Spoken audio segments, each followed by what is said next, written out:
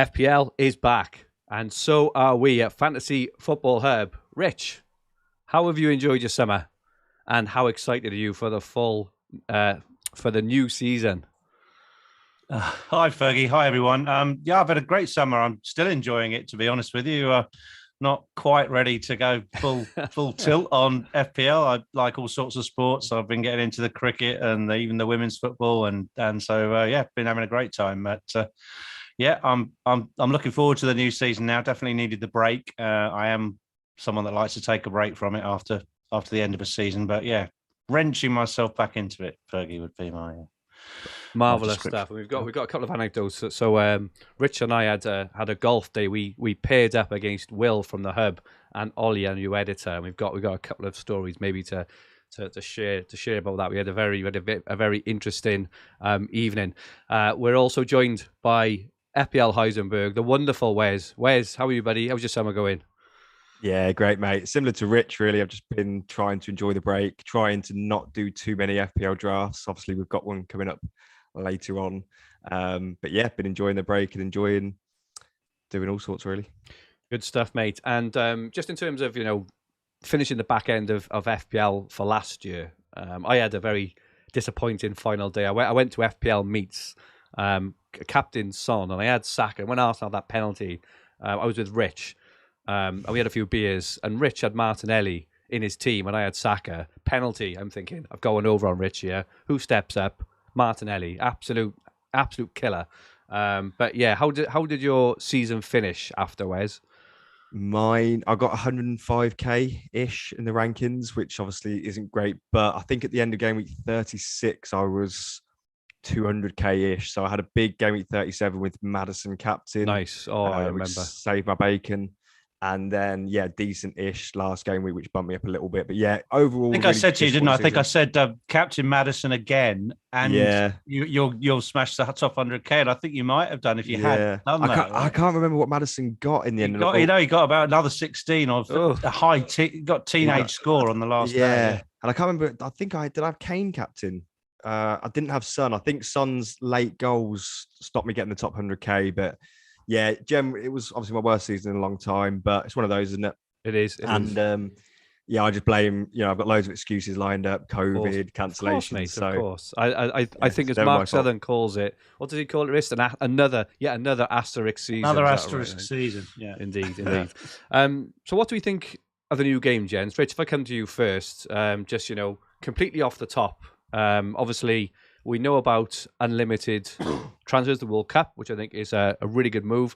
I'm not sure if we would expect any more kind of change to the game, maybe extra chips or something like that.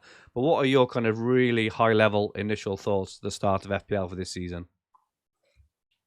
Okay, well, I think I agree with the World Cup unlimited transfers rule. That's the new rule, I guess. And I've been thinking a lot about what that might do to the way we play the game and the way we plan. For me, I think I think we've talked about this on social media. I think it breaks the season down nicely into plannable segments. I think I said early on, I think, effectively we've got a wild card now while we're setting up our teams for the first group of games. We can use the second one between now and the World Cup to then play another chunk. Then you get another one almost halfway through the season, and you've still got another one to come after that. So you could go roughly every 8 to 10 weeks. You can play a wild card, which is nice because you can just focus on those sections of games, knowing that around the corner you can mix it all up again. So I think that's going to add an interesting dynamic to the game. And probably lead to more challenges for, say, really patient managers, like myself, who are quite happy to plod along, making one free transfer and not taking any hits every week. It's going to lead to, I think, a more impatient style of play, where unless you get off to a good start, people are going to start wildcarding early on, that kind of thing. So it'd be interesting to see how that plays out. But that's my initial reaction on the impact of that rule change. But most of all, Fergie, I'm just hoping that we get, in inverted commas, a normal season, so we don't get massively impacted by, another, increase in pandemic cases, or we don't get any more lockdowns, and we don't get any more fans not in stadiums and huge pile-ups of fixtures. I think if we're always going to get doubles because of the cup competitions, and it will be again a slightly squeezed season, but that there shouldn't be as many postponements and double game weeks after Christmas, I hope. Yeah. What about you, Wes? What do you think? Just before, Wes, if that's okay, just before I move on to you, I've got a tweet you put which was really, really good. Just want to just read out a promo first, if that's okay, just before we move on to you guys and move into the meat of the podcast. But Fantasy Football Hub, our new My Team feature is now live to use yourself to pick, plan, and optimize your FPL team. So after Game Week 1, it will also include live rank price changes and optimized suggested transfers that will help you win your mini league. If you haven't seen it yet, it's live on the site. It's absolutely incredible. Our resident YouTuber, John, is running a 20-strong series with a string of great FPL managers and football celebrities, starting today with Reeve. Make sure you check that out on this channel. And if that's not enough, our brand new app is out next week. There's never been a better time to join the hub with 50% off.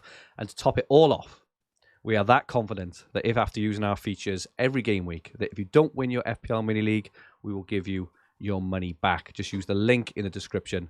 You will not regret it. Apologies for cutting you off there, Wes, but pretty big announcement there. Click on the link below. Start using My Team. It is absolutely fantastic.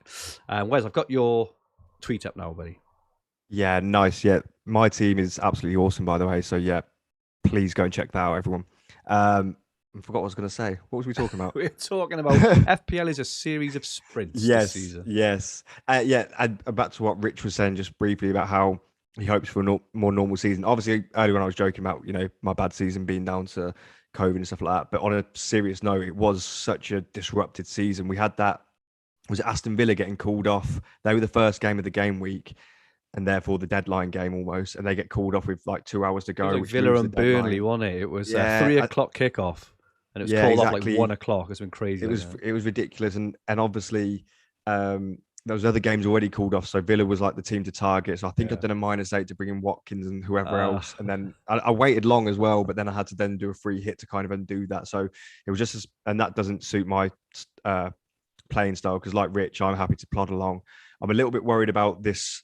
My tweets up here with, like Rich said, it's essentially that 3 wildcards, isn't it? Or 4 if you include pre-season. Whereas I am someone who likes to use my transfers to kind of build towards a place where you don't need a wild card. So yeah, I think it will possibly help other managers more than myself. However, this tweet here isn't necessarily what I'm going to do on the dot, but it does give a good opportunity to wildcard in an international break in Game Week 9, for example. And it is a series of sprints, however you look at it. And there's also, for me, absolutely, I don't know if you boys agree or disagree, there's virtually zero value to holding your wild card to say game week 13, 14, 15 or 16, because if you, especially game week 16, if you saved it till then and wildcarded in a normal season, game week 16 wildcard could last you 10, 12 weeks, and then you could use your second wildcard just purely for those last few big double game weeks from like game week 34 onwards. This season you can't do that. So I think this season I'm gonna, if I want to wildcard even partially early doors, game week 3, 4, 5, I'm going to pull the trigger because you've got a get out of jail free card in game week 17 that you don't normally have. Because normally you're kind of thinking, if I wildcard game week 4, my next wildcard might not be till game week 34, and it's a long time without a wildcard. But now that fear is out the window. Yeah, massive difference there in terms of because you generally know, don't you, if your team doesn't feel right and you're on the edge and you think conservatively, shall I save it? Shall I?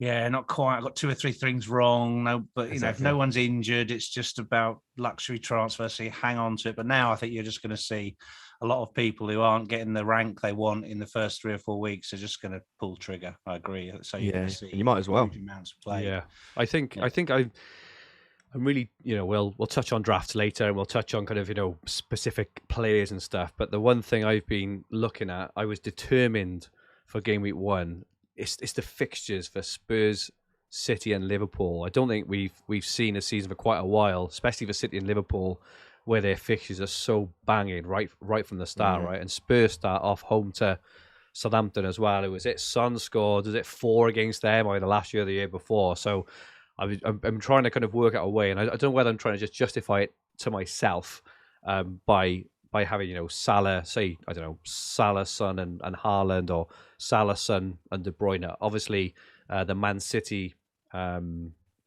fixture in game week 2 is probably prime for captaincy.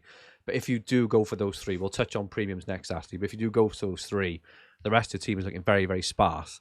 However, to the points you've both made, I do think there's no real harm this year. You can actually really go aggressively from the start, really target a couple of game weeks or two, because who's to say, right? If you look at the ownership of players at the moment, Son and Kane are by they've got half the ownership of Haaland and Salah, right? If Spurs beat Southampton 3 or 4-0, which is not outside of all the realms of possibility, and you haven't got those players because you're thinking longer term, those who have gone for it could be 20, 25 points ahead of you. And I really think it's a consideration kind of to really target a couple of game weeks, maybe 2 or 3, and then when we know a bit more information around who the 4 million starters are and all this kind of stuff, then use your wildcard to set up for the next couple of months. Now, I know that's probably not your guys' north style play, especially you, Rich, but what are your early thoughts on maybe being that aggressive early doors? I agree with most of what you said. Apart from I've just put an article out today actually on the Hub with my view of the fixtures before I do a draft, and it just does confirm that 5 out of the 6 top teams do have great runs of fixtures for the first 8 weeks. So really, as long as you set your team up predominantly with those players for day one, to me, a wild card in game week 2, 3, 4 is almost like you're not taking advantage of the first wild card that you've got now. Yeah. Even though there might be some emerging form players and one or two, you might have got one or two enablers wrong, or there's better enablers out there. As long as you pick well and wisely to start with, you're going to have Chelsea, Tottenham, Arsenal, City, Liverpool players in your team anyway, and they should do well over that stagger. So I would like to give it, as Wes said, till about game week 8, game week 9, until that unwinds. Look for a fixture swing, and then wildcard. All being well, that's probably the initial plan. But I do think that if you say 20, 25 points up, by a Son or Kane captaincy, that will equate to about 1 million places in the first couple of weeks. So therefore, that will make people feel, I've got a wild card, I'm 2 millionth or whatever. I've got to start, get things moving. So I think you'll see the behaviour towards exactly what you're just saying. Aggressive early play. So it'll be really interesting. There'll be a split. We'll get onto the number of premiums in a minute, but there's definitely an aggressive strategy to be taken. What do you think, Wes? Yeah, I think aggressive is probably the way to go. But yeah, like Rich said, you don't really want to waste this opportunity of, setting up your team now for 7-8 game week period. So I think I'll go into it with that in mind, with trying to get to game week 9 to wildcard roughly.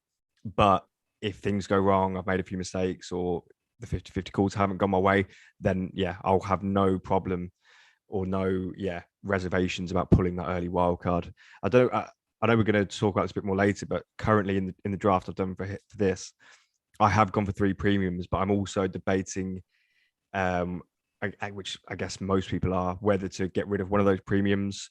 So, for example, getting rid of a De Bruyne for a Foden or another 8 million midfielder, and then having that extra 4 million to spread around your team. I think that's going to be key. Do you go for balance and overall team potential, and also possibly a better bench as well, or do you go for it with 3 of those? Because the premiums, they are every year they're tempting, but this year it does feel like I'm finding myself trying to squeeze in 3 premiums, whereas in a normal year I wouldn't be potentially doing that. I don't know if you felt the same. And also, looking at the points now on screen from last year, big at the back is a thing, right? So I think we're probably all agreed that Trent, maybe Robertson, maybe Cancelo, maybe the Chelsea fullbacks have probably all been underpriced again in terms of the value they provide. Just having a quick look down the total points from last year, Trent was 3rd overall, Cancelo was 5th, Robertson and Van Dijk were also in the top 10. Chilwell obviously missed most of the season, but he was averaging 9 points a week at the start of the season. And Reece James is capable, when he's on his day, he can hit 16, 18, 21-point hauls, can't he? So, just on terms of team structure, Rich, what are your thoughts on that this year? Are you tempted to kind of go really big at the back, or are you still going for a bit more of a balanced view? I think I'll be quite strong at the back. I think there was a question. One of the listeners on Twitter said one of the questions was which 5 players do you? He said 5, so I'll answer his questions. Which 5 players do you think are essential for game week 1?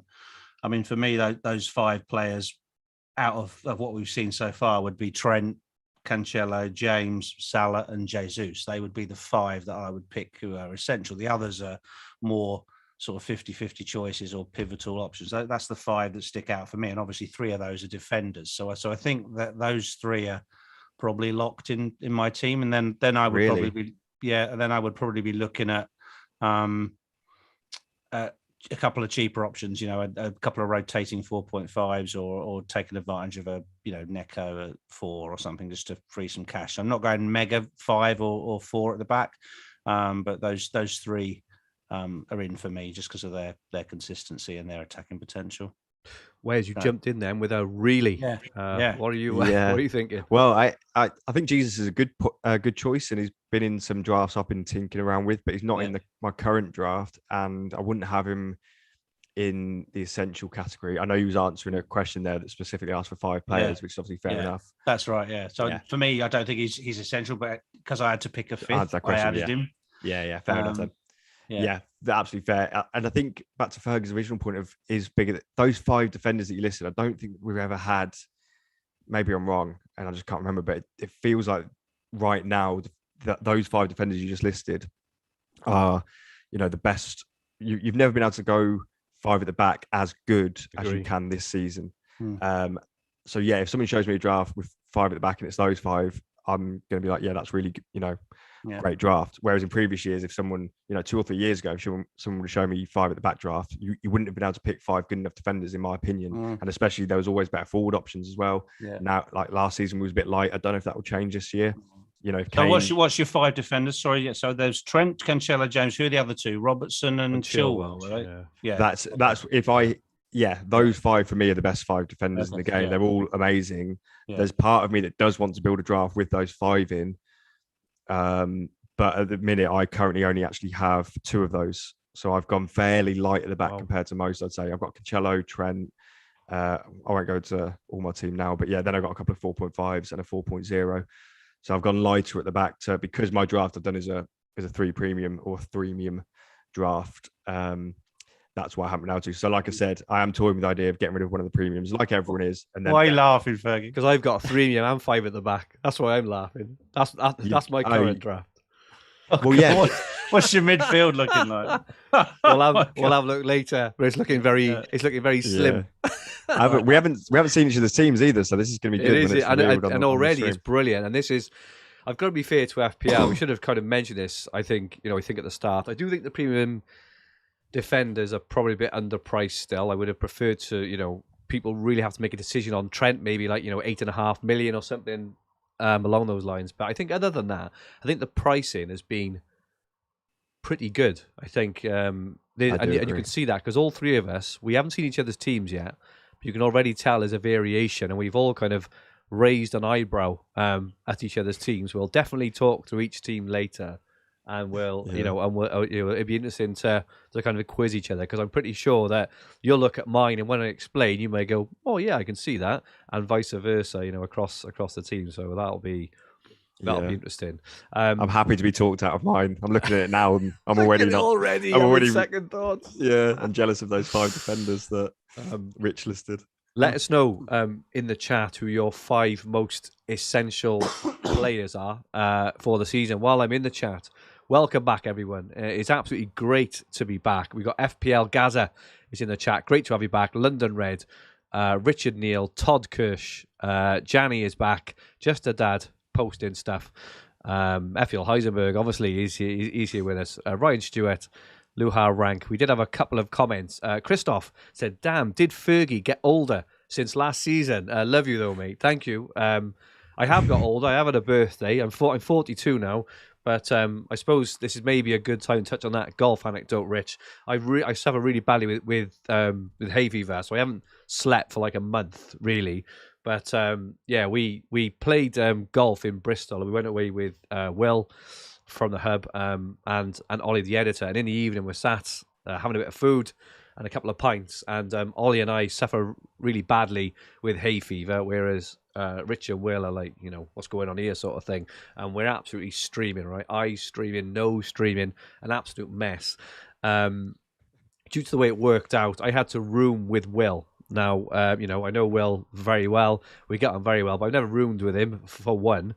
But two, when we got up to the room, which was a twin room, it turned out that their version of a twin room was, in fact, two single beds basically stuck together, which is, in essence, the same as a king-size bed or a super king-size bed. So, and the bedside tables were bolted to the wall either side. So Will and I were, in essence, sharing a double bed.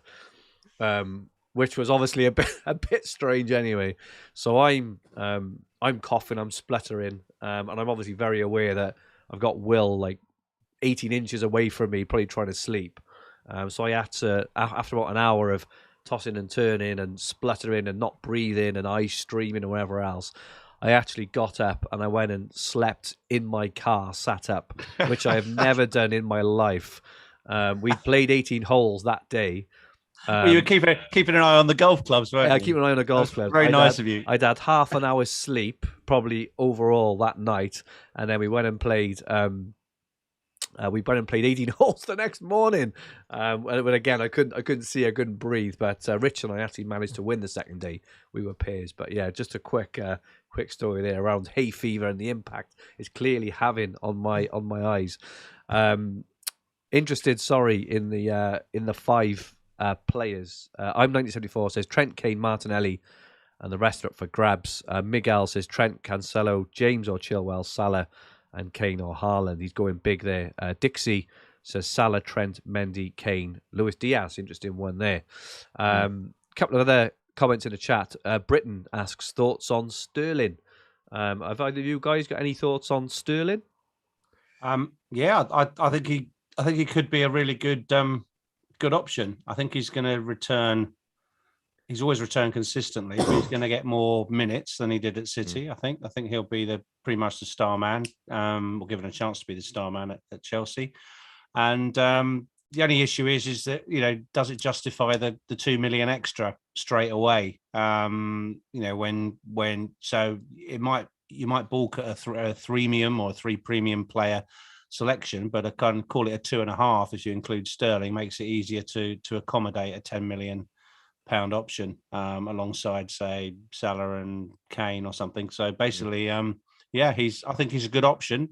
He'll be a bit of a differential in the early weeks, you won't see him in many template teams, I don't think. Yeah, he's going to be a uber differential from the sort of engaged players, I think, and also even last season, where, like you said, he didn't play as many minutes as obviously he wanted, he still got 13 goals and 7 assists. And then the season before then, again, it was almost 20 returns, 10 goals, 9 assists. Before then was 20 goals for Sterling as well. I know and I don't think he's regressed as a player as such. I think it's just City are just changing a little bit, aren't they? So yeah, I think. Would you go for him from the start though, Rich? That's it. That's it. You want to say see the team, see how they play. I mean, he took a penalty last night, so you never know who's going to get the pens for probably for Chelsea. It's always been a bit up for grabs, really. Depending on who's on the pitch. Sorry, I was just going to say there is something with pre-season games. We literally spoke about this for like 2 seconds off air, but what I will say about pre-season is don't take it with a pinch of salt in terms of if Man United go and smash some team who aren't very good or whatever, or like Liverpool reserves. But what you can take from it is when those new players join a club, how they're settling in. So far, it's early days, but someone like Núñez hasn't obviously done well in Liverpool preseason games, and it's kind of maybe putting a bit of a question mark against him from game week 1.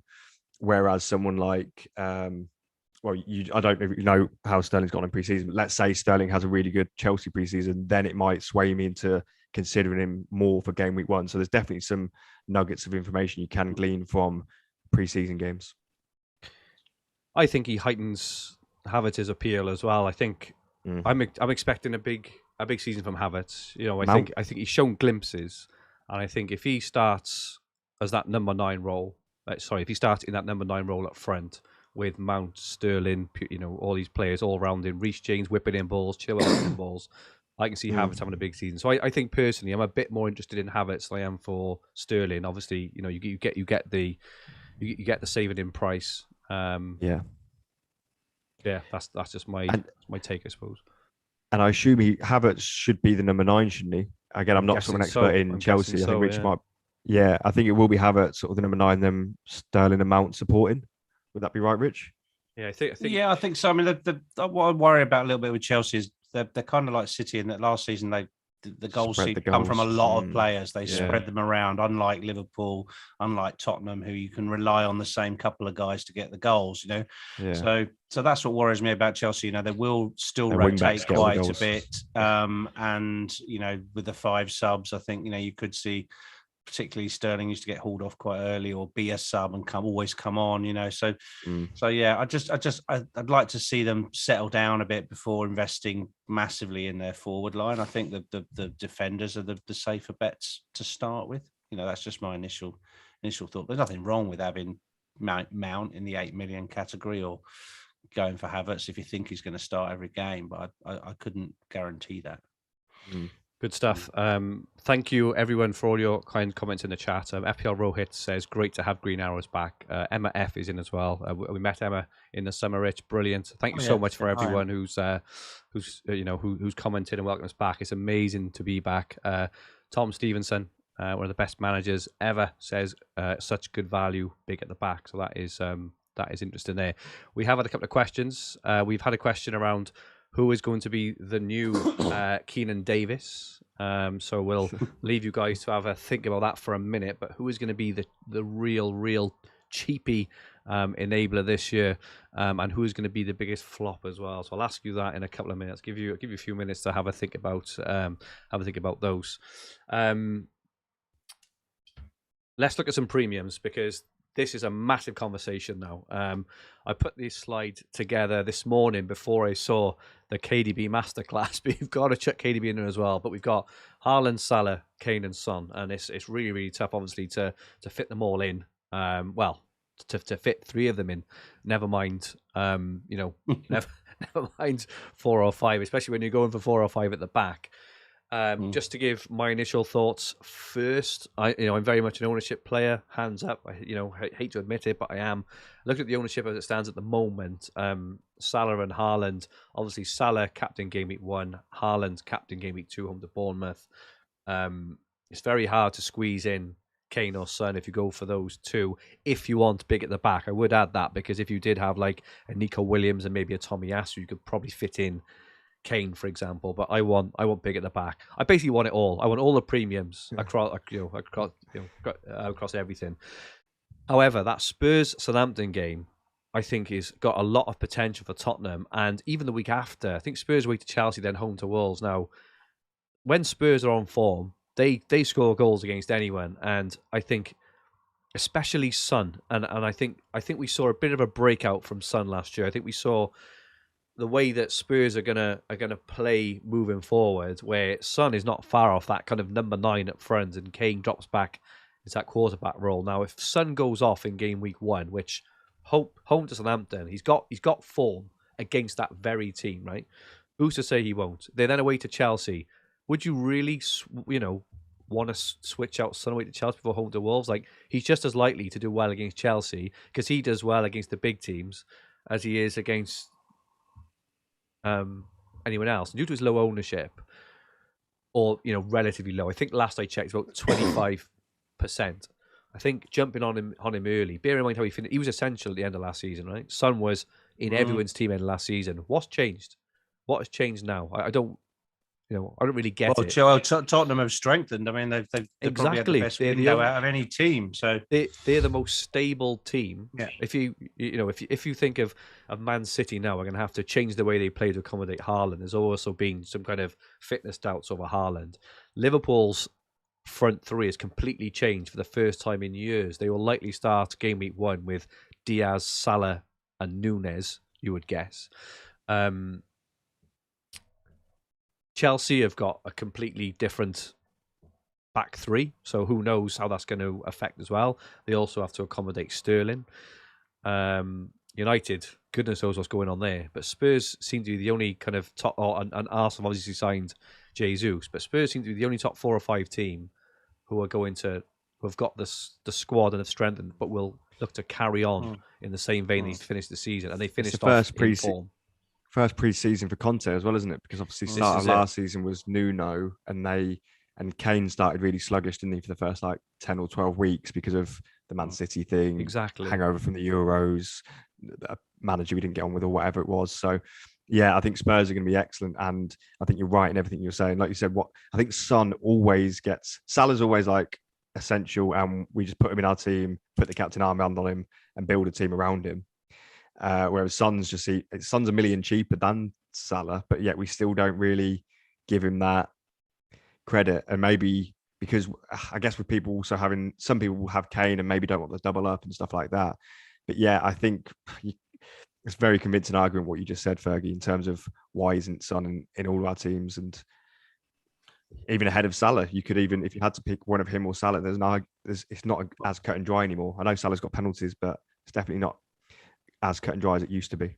You've certainly got more. You've got more doubt over the starting lineups and rotation in the Liverpool, City, and Chelsea teams in the first week. You've got very little doubt over their defenses. Both the value and the stability, come from those premium teams' defenses. But Son and Kane are going to start every game and pretty much play most minutes. Son sometimes gets hauled at 79 minutes or something, but you'll have done so much damage by the time he comes off that doesn't really matter. So you could almost have a strategy where you go where there is the stability, the reliability of starts. Then those 7 or 8 players are just always going to start for you.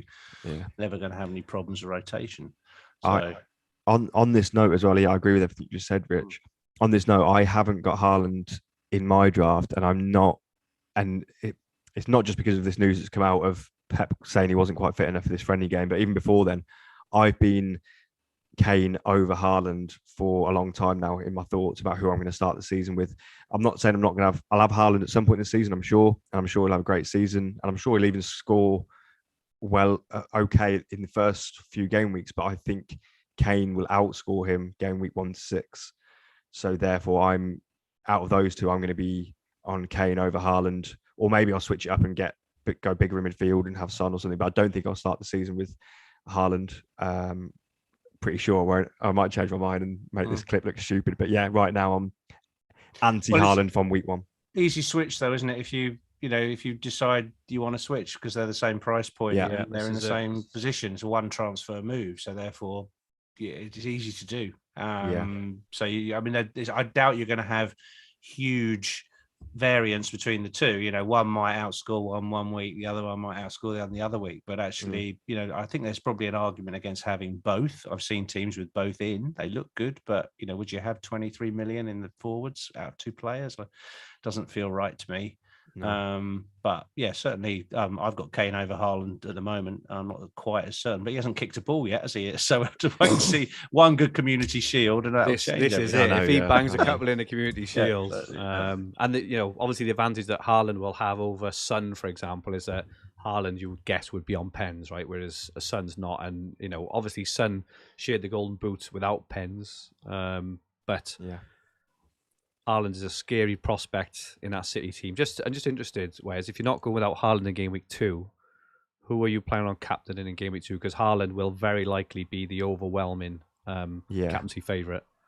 Well, in my loose draft that, like I said, I've produced for this, I do have De Bruyne in it for that. So when I've looked at captaincy rotations, like you sort of picked up on it earlier, didn't you, about how it's quite you can pick from these big teams a really nice captain each week. So I will have the option to go De Bruyne if I stay like this. Or in week 2, it might be a week where sometimes you have to suck it up, don't you?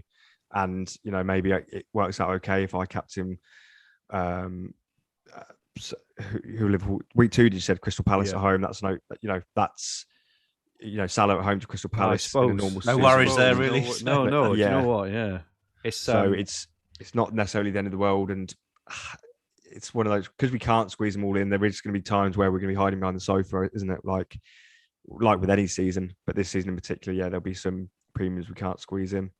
Is there an argument, because you can afford, right? So Nissanth has just put in the chat. It's a really good point. He says, there's no way you can fit in Kane, Son, Salah and Trent. If we managed somehow, rest of the team would look really bad.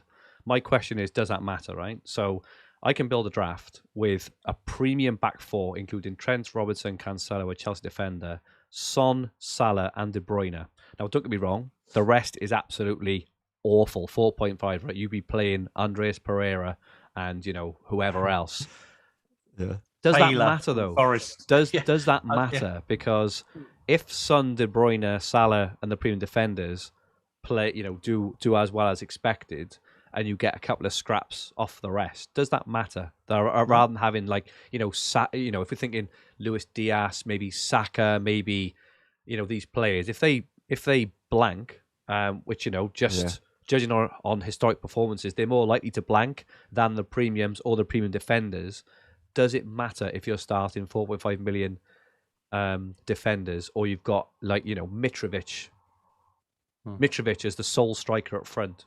If you ask me now, that Christmas tree formation of that back 4 or 5, that midfield 3, Andreas Pereira and Mitrovic, do you know what?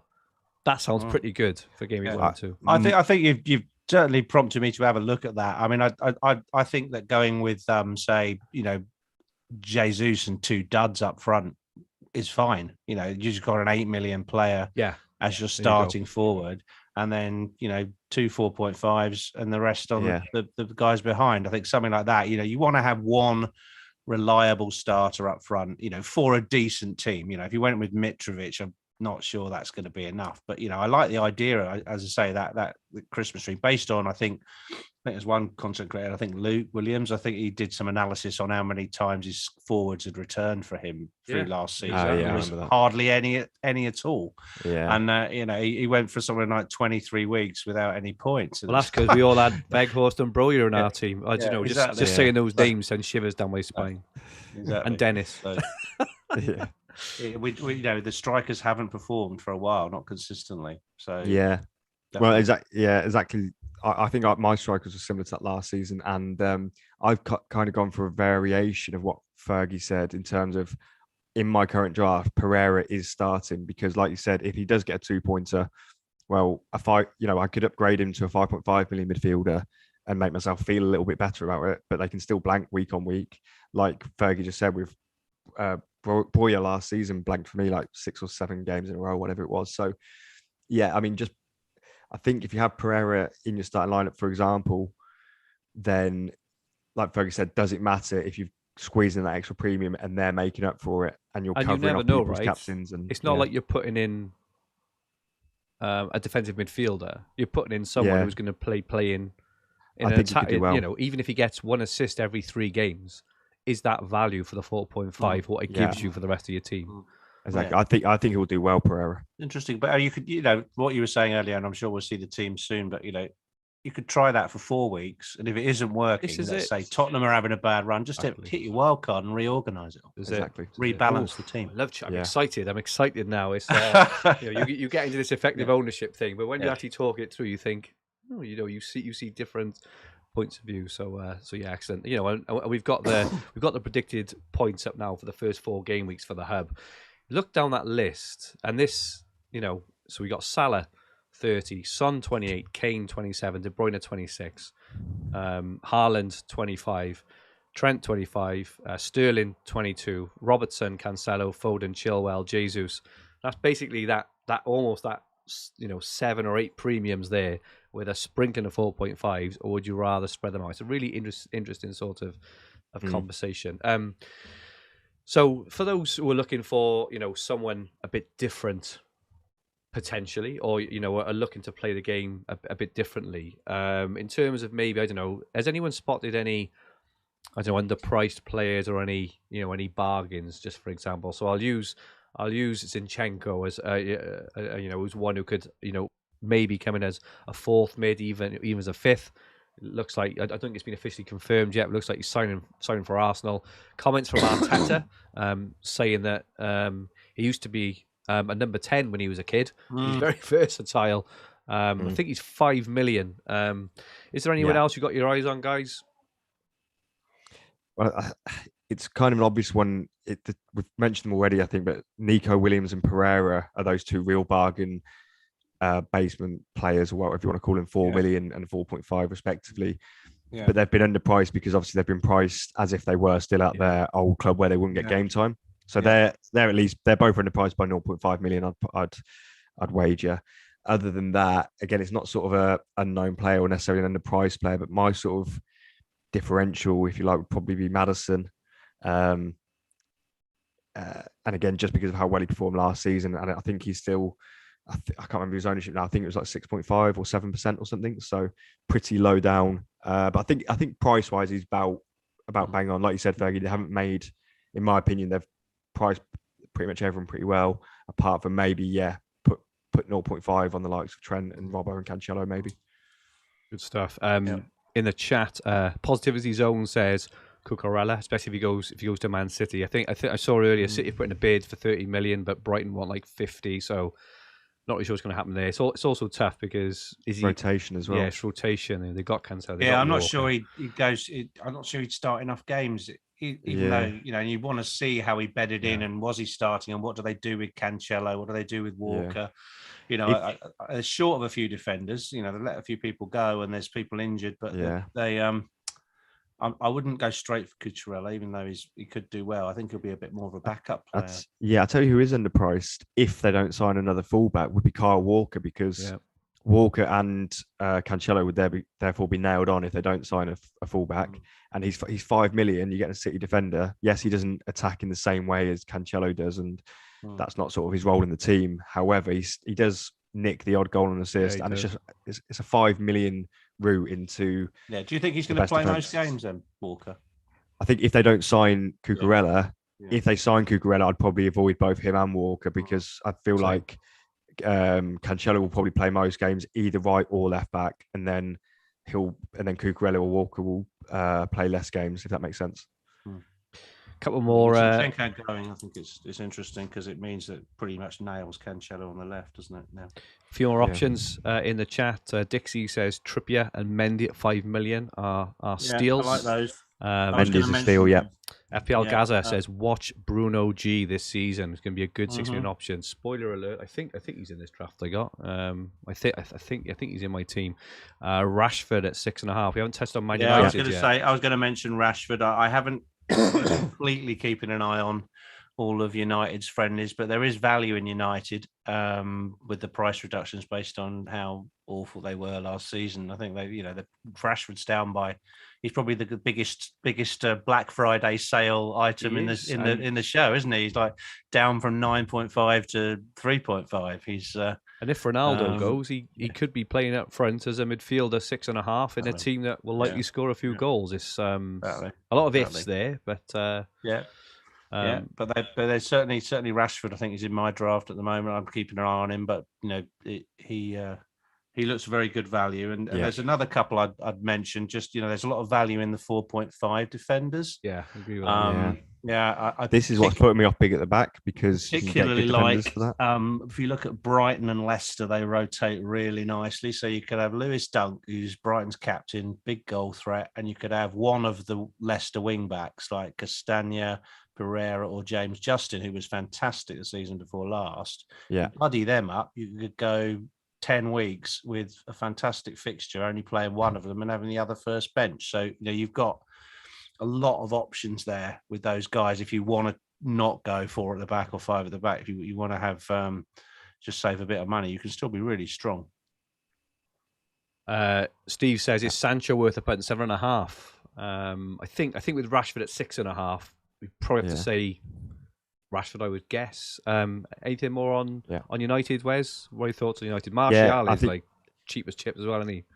Yeah, those three are all they all could provide value at the right time. Jump on them when you feel the time's right, and they are now in that category where last season when Rashford was 9.5, it was an awkward price point. It was almost like, oh, go Rashford, but he was too expensive for the type of risky player he was. Whereas now he's 6.5, and that's a great price for him. And I think he should outperform that because of Ten Hag coming in. They've surely got to have a better season. Rashford personally had a poor season, didn't he? So he should outperform that price tag. And there's value in Sancho, and even Martial looks like he's doing well in pre-season. Whether that translates to the Premier League, I know a lot of Man United fans aren't a fan of him. But if Ronaldo goes and they don't sign a striker, someone like Martial at 7 mil, especially as we haven't been having that many options in the forward line last season, then they could all do really well. Are you a United supporter, Wes? No. You just said we. That's all. Are you? No, I definitely didn't mean that. Definitely not a United fan. Northampton, the mighty Northampton Town until I die. Brilliant. As we all are. Christoph says Dallo 4.5 if he nails down that spot. FPL Rubber Ducky, great to have you in. Says Botman at 4.5. And John Crowley says, there goes my night. I'm trying to do a draft now with Salah, De Bruyne and Son. There you go. You're gonna have to bring some junk into that team. But it is doable. Definitely doable with 4 previous defenders. What's now? Christmas tree. The template will be the Christmas tree come game week 1. I'm pretty excited about that. We did have a couple of questions. Firstly, just kind of finish off a bit of price analysis in terms of players being overpriced. Were there any players you may have been interested in, but because they're a bit overpriced, you're kind of thinking, oh, that's a bit much. Any kind of immediate thoughts there? Probably just say Bowen. It's Did you say Bowen as well, Rich? Well, I just that was a name that immediately came to mind. I mean, there's an argument that says that if you're going to have him as your 8 million, actually it's a good price point to have an 8 million player in your first team. So you could have him. Obviously, what's putting people off is that first Man City fixture, but after that, their fixtures aren't too bad, and you could always come down off Bowen to another option quite easily. So I don't think he's a bad option, but it's because of that City game and waiting and seeing what happens with West Ham. It just doesn't scream value at you, does it? Yeah, exactly. And it's justified because of the season he had last year. That's why they've done it, obviously. But I think just in the context of having the fact that Luis Diaz is 8 million, Maddison's 8 million, Foden's 8 million. There's like 6 or 7, isn't that, this year that are really good options at 8 million. So because Bowen's at 0.5 more, it just feels hard to justify. But I think he'll probably have another great season and score FPL points. It's just whether we can get him in, really. I mean, the other player is obviously when you say the original question was who's overpriced, Fergie. I don't think Son is overpriced, but he's priced as he's the second most expensive player in the game. So because he had the second highest point score, but he doesn't take penalties. He does get hooked early. Tottenham's form can dip. They're not City or Liverpool, regardless of having a good manager. So is he worth 12 million? I'm not immediately he's not a lock for me at 12 million because he was 10 million last year at the beginning. So he's had a 20% increase, like a lot of the shopping these days. Yeah, indeed. Like all the bills. Exactly. like our disposable income is at a cut. Exactly. Ryan Stewart mentions on Twitter around that range of midfielders being overlooked, seeing a lot of big at the back or 3 million drafts, but not seeing a lot of drafts with any of Saka, Maddison, Bowen, Kulusevski, Foden, or Mountain. And I just personally think I would rather have Andy Robertson than Foden for $1 million less. I just think that's my general, my general thought is you would not be surprised to see Robertson have a couple of really big scores early doors, whereas for Foden to have big scores, he's going to have to get a goal and assist or a brace, which just isn't really, it hasn't been his game thus far, has it? He's not. I think he scored 1 brace against Brighton last year in like game week 9 or 10. But other than that, he gets the odd goal, gets the odd assist. Whereas Robertson, if he gets an assist, it's normally like 11 or 12 pointers. Same for Trent, same for fullback. So I think that's the answer there. Let's have a look at our drafts, Jens. This will be interesting. We are using our new My Team tool. If you haven't seen it, click on the top link in the description below and go and look at My Team on Fantasy Football Hub. It is one of the best features you will ever use for your FPL team. And just to say, it's brilliant now. It's got a game week planner, optimization, and all those like really good things, predicted points. But also once game week 1 goes live, after game week 1 deadline is gone, there will be live rank. There will be price rises and falls, and there will be suggested transfers for your team. So much on there. Click the top link below and make sure you have a look at My Team. Rich, sorry, your draft at first. Team rating of 86%. If that's right. Are you the one with Mendy and goals, or is that Wes? I think it's you in it, Rich. I've got Mendy. Yeah. So can you just say a few for the viewers and me also about the 86%? What is that? That's a rating of optimization. How good my expected points are for that week only. That week only, yeah. Okay. So if you click on compared to everything else that's been sampled, or everything in the whole game against predicted points. So in terms of the most optimal team, in terms of predicted points, your team is 86% optimal. Okay, so it sounds like that there's a bit of optimization work that could be done there if I have a tinker, which is the whole purpose. Well, of the if you'd have pressed the optimize button there, interestingly, I can see that Kane, you've got as vice, but he is due to score more points than Salah in game week 1 according to this. So that's an example of where it would, if you press optimize, it would stick the captaincy on Kane, and your optimization score would go up. Obviously, once you've pressed optimize and it does it for you based on predicted points, you then apply your own layer of discretion, right? So if you're like, no, I'm going to go on Salah because the EO, that's completely up to you. What this tool does, though, it tells you the most optimal team from a statistical perspective. Thank you for explaining that. Thank you. So do you want me to talk you through it? Please, and your thoughts. So you heard me mention earlier that Trent, Cancelo, and James are, pretty much locked in for me for the beginning. Salah as well, and I just think Jesus is such a steal at 8 million given his role at Arsenal. He'll be the main man. Arsenal's fixtures are fantastic. That he comes in for me. Haaland was in this draft until yesterday. I only started making it up yesterday. But then the fact that he didn't play for City last night, Pep was talking about having some niggles, wanting to manage him carefully, etc. I want to see him kick a ball first before he comes back in. He could well come back in for me. But I do think that Kane is the safer option for week 1. I agree with what Wes said. I just think he's proven Golden Boot winner, very reliable. Tottenham have, a better fixture than City that week, and I don't want to, bake in a transfer for week 2, but at least it's a possible transfer to switch Kane out for Haaland if nothing else needs doing in week 2. So that explains the Kane and Jesus double up. I think probably it's better talking about the more minor places. I've got Diaz in there at the moment, based on the fact that Jota is unlikely to be fit for the beginning of the season. If that changes, I'd probably swap Diaz out for Robertson and look for a different person in the 8 million category. At the back, my cheapies are at the moment. I've got Dunk there as a bit of a placeholder. Brighton have good fixtures. Could easily be a Leicester 4.5 or even 2 4.5. It's only because Neco Williams is a bit of a gift at 4 million that he's in there. I think when you've got a 4 million player, and what I thought he was a loan actually, and then I discovered that Forest had paid 17 million for him, so he's going to play, right? They're not going to spend that amount of money and stick him on the bench. So he's attacking as well, isn't he? Exactly. Williams is a gift, so he saves the 500,000.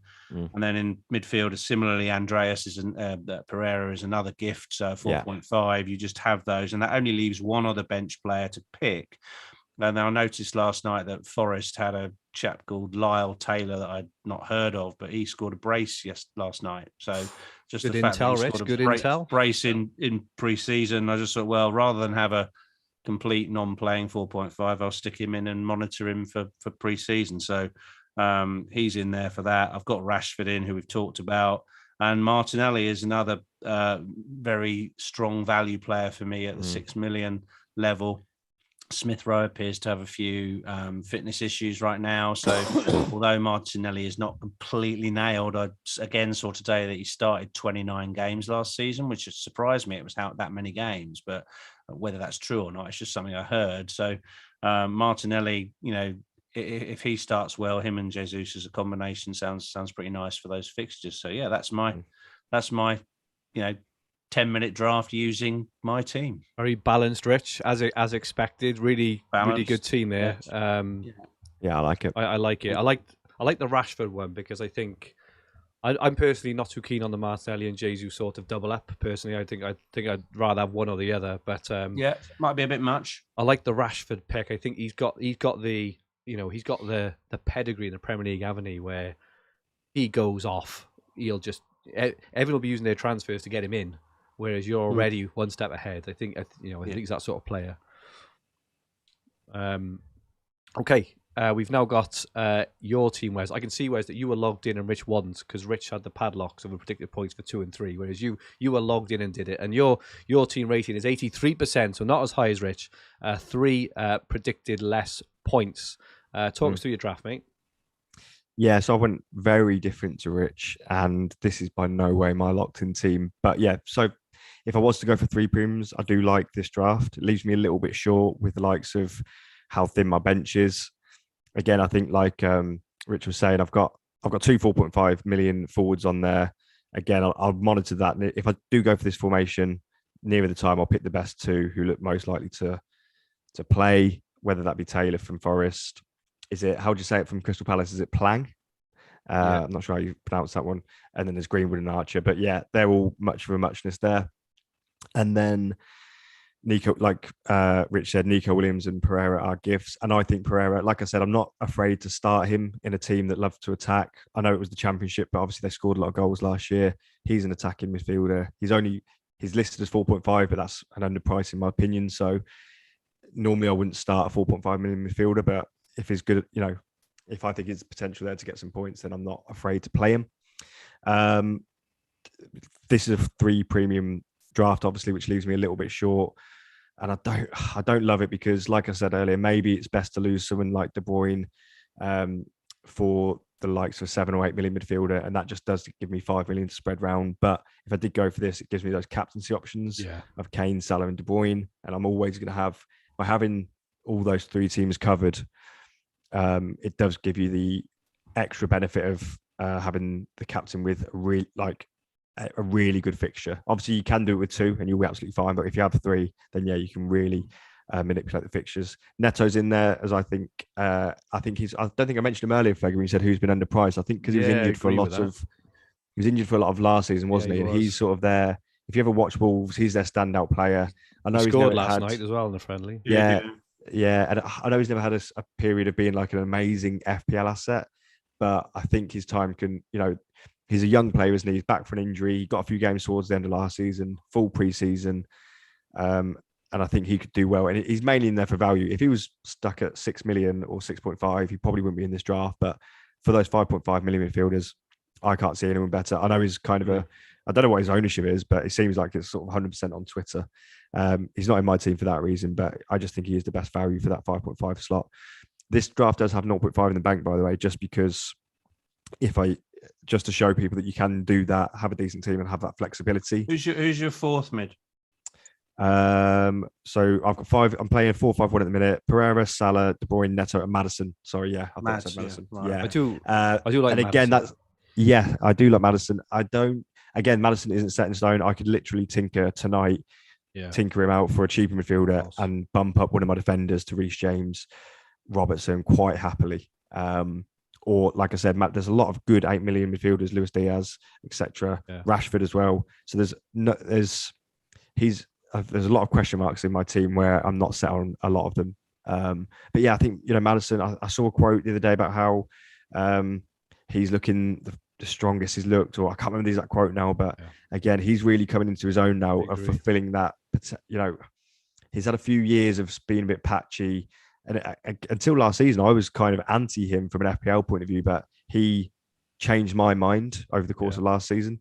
And I think he should he's going to want to be pushing on. And I know he's a player that's very conscious of his numbers as well. He likes to get goals and assists. He mentions it, don't he? He mentioned it on Match of the Day towards the end of last season, didn't he? Exactly. Which people might think that's not important. Of course, all players want to score and assist, but some players will be happy to, some midfielders will be happy to run the game, not get a goal or assist, and just play well. Whereas Maddison is looking for those goals and assists, so that is an important, motivation. In my defence, I've got, and again, these aren't set in stone. Like I said, I have got that 0.5 in the bank to change this if I need to. But I've got Ait-Nouri in there at the minute. Attacking fullback. Thank you, Fergie. Obviously playing, used to play wing backs at Wolves. Again, I'm not too sure on how nailed he is. I do prefer to have nailed on players. So to actually start the season with Ait-Nouri, it would take a lot of research and I'd have to be convinced that he was nailed. And likewise for Lamptey, who's in here. I think Richard Duncan mentioned his good fixtures. Obviously the same for Lamptey. Lamptey's a bit of a very injury-prone player. Dunk's definitely the safer option. Lamptey's in there for that more exciting factor at the minute. But again, he could easily be. If I change my how much I want to invest in defence, it will be Lamptey or Ait-Nouri will be improved to the likes of a Robbo or a Chelsea wing-back. And in goal, I've just gone for Raya at the minute. But again, because I've got that 0.5 in the bank, I do think Mendy is a bit of a gift as well.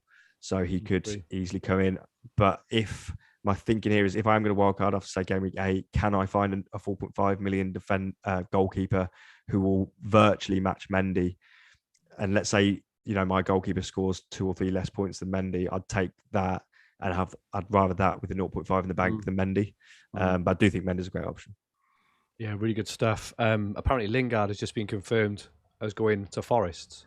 So that'll be interesting. Really? Well, has he been priced yet? He hasn't been priced, has he? I'd probably guess he'd go in, about 6.5? But I do think that makes potentially players, we haven't really mentioned him yet. But people are going to have 4 Forest players. The other Forest players, it might kind of help them. We haven't mentioned where's Brennan Mark Johnson Southern? yet. Where is he? I think that Brennan Johnson, he's 6 million. He's probably slightly overpriced. Like in all the other fantasy games, he's massively underpriced, and he's a midfielder. This is the only game where he's, where he's a forward. But it'd be interesting to see, how he kicks. If he's less than 6.5, he'll be a good option. Nisanth says about that Palace forward. Apparently, he's got a hat trick in pre-season. What did you call him, Wes? We're gonna have to give him a name. Plania. Just there's that ski resort. La Plania is a French. La Plania, it's spelt the same as the ski resort. I go in for Plange. I just think it's Plange. Sounds like something from the in-between. Exactly. Plange. Plange will give me a beer, Plange. I'm going for Plange. I think it sounds I think it's good. Okay. Thank you, Wes. On to my draft. My draft has been slightly updated since this. I took this morning. So my team rating 85%, 65 predicted points. I've got Mendy in goal. I've got Trent, Chilwell, Robertson, James, and Cancelo. So I've got a pretty big. Well, you got the big 5 there. Absolutely, all over it. I've got the big Trent 5 Robertson. And Mendy in goal. So triple Chelsea defense. Although obviously. I like to start at the highest point and then obviously try and trim. And, it's going to tail off from here on. It's going to tail off significantly. I can't see this, by the way. I can't see the screen, so I'm just getting it. Salah, Neto, and Bruno Guimaraes. Though that could obviously be Rashford, could be Martinelli, but that's that sort of or possibly even Lingard. That's that 6 million-ish price point. Yeah. And then up front, Haaland and Jesus in a 5-3-2. Obviously, Haaland could be Kane. And then the bench. The bench is as bare as it could be. But, I think Andreas is a gift because you can put him on your first bench every week. You can even play him, right? But you can put him on your first bench every week. You probably know he's going to play. So I think you can afford to put all your money on the pitch. 3 4.5s on the bench. Yes, I have. I've got Andreas, Colback, and Greenwood. But like I say, I'm tempted to have a bit of a play around with this, and see what I can do. I'm tempted to potentially go for Salah. I'm not sure if I can go Salah, De Bruyne, and Son. That I can't even work out if that is even like a possibility. I don't think it is. It kind of maybe if I have like a 5 million starting defender, but at the moment, if I was to change this team slightly, does sound amazing. That well, if I was to change this team now, I would probably do. I'd probably put Haaland down to another 4.5, keep Jesus, and bump up Bruno Gomes to Son, or potentially De Bruyne. You haven't got any. You've I've got any Spurs. I've got any Spurs now. So, but after the wonderful speech you gave about 40 minutes ago about Spurs, I thought this team was going to be full of Spurs. I didn't change it, but I think there's a lot of scope there to go for. I think it all depends on the strategy. This is my thing. So here I've tried to pick a quite rounded team in terms of make sure I've got the right captains game week 1, captain game week 2, wherever else. But if we do think Haaland isn't going to play, and I'm happy to go for Salah, I can maybe afford to mess around a little bit with it. Salah home to Palace is pretty good game week 2. So anyway, just how does that score on the 65.8 points as it stands at the moment? It's all what's the percentage on that one? 85. So I think yours was yours 86, Rich. Wes was 83, and mine's 85. So, but a lot of this is down to expected minutes. And at the moment, we've got the expected minutes down to what we think they are as it stands. But obviously, as we tweak the expected minutes over the next week or two, the ratings and the points will obviously change as well, because will you tweak that based on some of the pre-season minutes? We'll base it on pre-season minutes, predicted lineups, and all that jazz. So when you go in, say in a couple of days' time, your rating might be different because someone's minutes may have changed. Just for example, Zinchenko, if he's confirmed as signed and we bump his minutes up, like at the moment his minutes are like 5 or 10, he could be bumped up to 80, 85 if he signs for Arsenal. So there's small things like that which make a difference. But makes sense. Apparently, Salah has scored in the first half versus Leipzig, so he is on form. And FPL Gaza, he's already laughing at Colback. He's just a 4.5 midfielder. He's not like, I'm not saying hang your hat on Colback by any stretch. He's just a placeholder at the moment. But obviously, we will update this. Have you got any spare money there, or is that all maxed? No, I'm all done, mate. But if you went to a 4.5, you could have someone like, I don't know, Leon Bailey for 5 million. You could to improve your midfield. But I'm not overly bothered because, like I say, that 5 at the back is in. There's 12 pointers written all over that. Awesome. There's 12 pointers written all over that, like every week, isn't there? You know, if Liverpool go and smash, they go and win 2 or 3-0 on the opening day and the second week. Robertson and Trent are likely to have some kind of involvement in one of the goals. All of a sudden, you've got a 12-pointer. Chelsea concede, though, aren't you?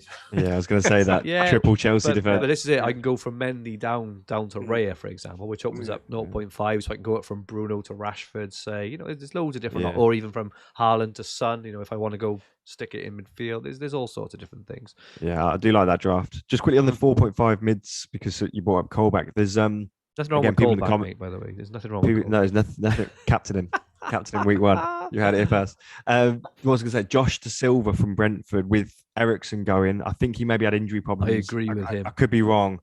I don't know for sure, but I think he could be a decent 4.5 option for people's benches. He's going to play, is he? Yeah, he's going to play. Now Eriksen's I think so. Again, hopefully someone in the comments is maybe more of a Brentford fan. Hopefully he's watching, or I don't know. But yeah, I think the second best, apart from Pereira in the 4.5 million mids, my second choice would be De Silva at the minute, because like I said, I think he was a big player for them previously. Their fixtures are all right as well, aren't they, Brentford? Yeah. Over the longer term.